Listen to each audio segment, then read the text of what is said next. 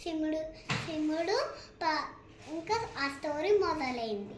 ఏంటంటే పార్వతీదేవి చెప్పింది ఎవరిని ఇంట్లోకి రానియొద్దని.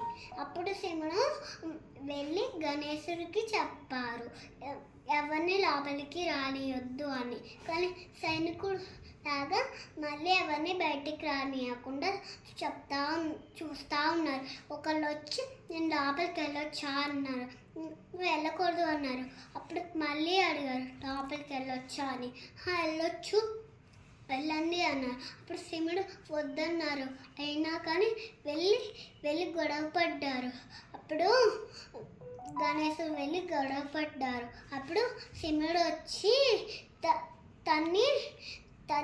తను చాలా రకాలుగా గొడవ పడ్డారు. అయినా కానీ ఏమీ చచ్చిపోయలేదు, ఏమీ అవ్వలేదు.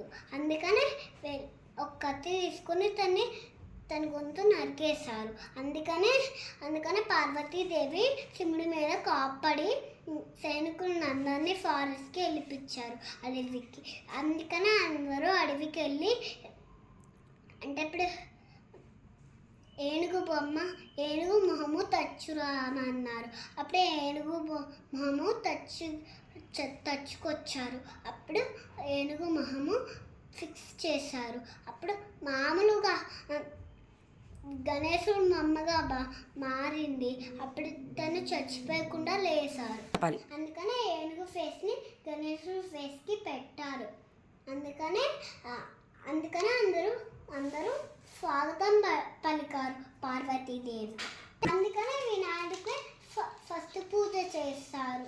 అలాగనే పార్వతీదేవికి కూడా థ్యాంక్ యూ చెప్తారు. థ్యాంక్ యూ స్టోరీకి.